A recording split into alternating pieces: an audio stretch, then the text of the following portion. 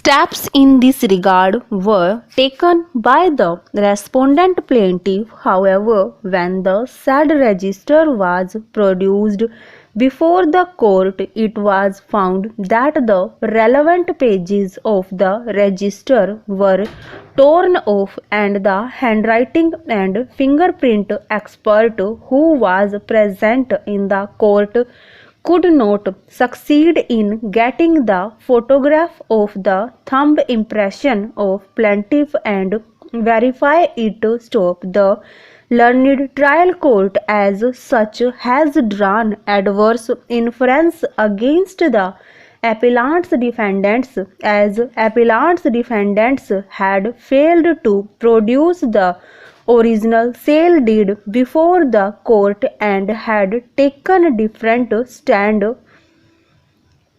It is the next submitted by learned counsel for respondent that the appellant's defendants had moved an application under Order 41, Rule 27 CPC seeking permission to file certified copy of the judgment passed by the criminal court instituted by plaintiff, which was rejected on the ground inter alia that the judgment passed in the criminal case and the findings recorded thereon are not binding in the civil proceedings.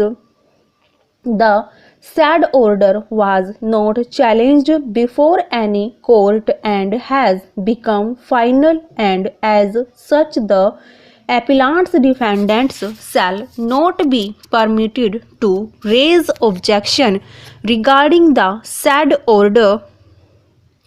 Learned senior advocate submits that in the case of Supra, the apex court has observed that the application through which additional evidence sought to be filed, if at the time of hearing the court is of the opinion that certain documentary evidence is required for proper adjudication, and the court may permit the concerned party to adduce additional evidence, but in the present case the application that was filed for filing additional evidence, that is certified copy of the judgment passed by the Chief Judicial Magistrate and the lower appellate court after considering the aforesaid case law, rejected the application and fixed the another date for final arguments as the appeal was listed for hearing. It is submitted that plaintiff had filed a suit for cancellation of sale deed. The plaintiff had filed a certified copy of the sale deed and had made an application for direction to the defendant to produce the original sale deed, which was with the defendant. They also moved an application for summoning of relevant records from the office of sub-registrar in order to demonstrate that the alleged sale deed was not executed by him, rather it was got executed by putting some impostor. Thus he had discharged his burden. Despite the orders passed by the court for production of original sale deed, the defendant did not produce it on one or other pretext.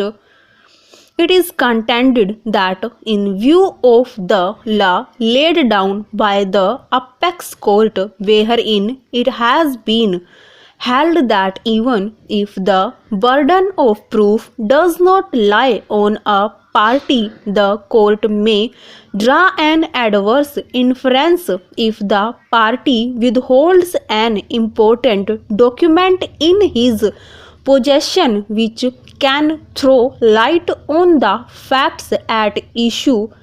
This court has held that the burden of proof lies on the defendant in whose favor the sale deed was executed. Learned senior advocate submits that the burden of proof in the present case was rightly shifted on the appellant's defendants. It is submitted that in case of an illiterate person, the court has held that the burden of proof would be shifted. Reference of consolidation. Learned senior advocate contends that the judgment of the criminal court has not been relied by the trial court or the first appellate court. The observations made by the trial court are on the basis of the statement of plaintiff made before the criminal court under section 200 CRPC, which was on record.